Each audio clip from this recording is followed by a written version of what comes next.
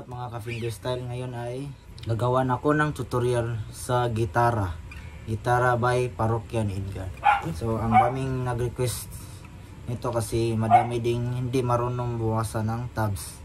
So ito na, turo ko sa inyo ang apat lang na chords. G, tapos B, parang ganito, B minor, pero mag shortcut tayo, parang ganito yung B minor. Ganito siya. Tapos C, tapos D. Ganun lang. So mag start tayo sa G. Pero may tips ako dito sa pag-pluck nyo, ano. Tatlo lang yung gamitin na kamay natin. Tatlo lang ding string yung i-pluck natin.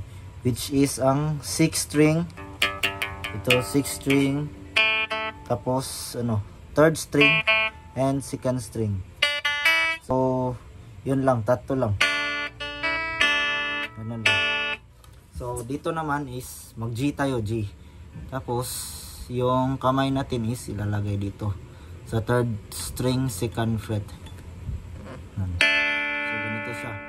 Pagkatapos nyo i-pluck, mag-pull kayo dito. Ito yung i-pull, parang ganito. Ganun siya. Pluck, tapos pull. Ganun lang. So sabay mo yan lahat. Ganito siya. Ganun. Ito lang tatlo. Tapos slap. Ganun lang. Ganito siya guys.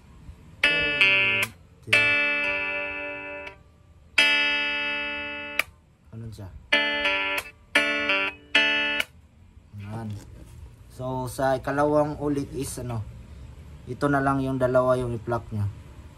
First is tatlo, slap, tapos tatlo, tapos yan.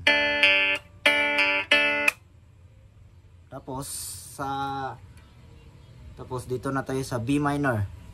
So dito. So sa G, ito yung bass niya. So dito tayo tapos sa B minor naman yung bass niya is sa 5th fret na. So dito na siya. Tapos same lang din, dalawang string dito sa 3rd and 2nd.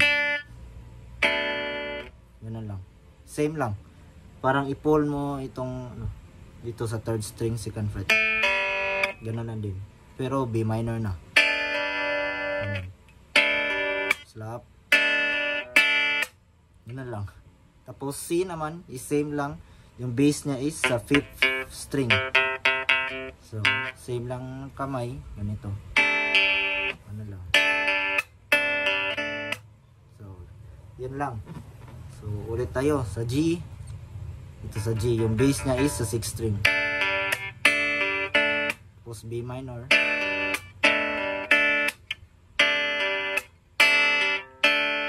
Tapos sa D naman, last chord is ito, dalawa i-pluck nyo sa 1st string and 2nd string. Pwede nyo isabay yung D string, which is sa 4th string. Sabay nyo. Dalawa yung i-pluck nyo dito. Tapos kunin mo to, ito. Tapos kunin ito. Ano lang.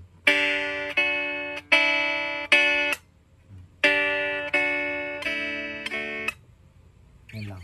So ulit tayo sa G.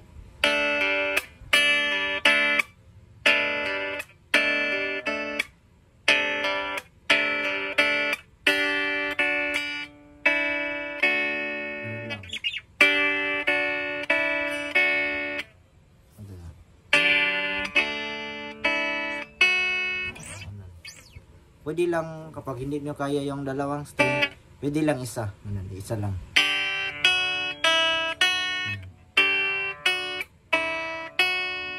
So yun lang mga ka-fingerstyle. Yun na lang sa first part. First part pa lang yun. So panoorin nyo yung part 2, mag ano na tayo sa lead. Yung sabay yung lead sa ganito.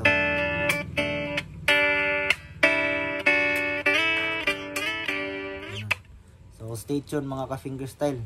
Huwag niyo din kalimutan mag-subscribe at mag-like at saka mag-click the notification bell para update kayo kung nag-post na ako ng mga tabs, mga bagong tabs.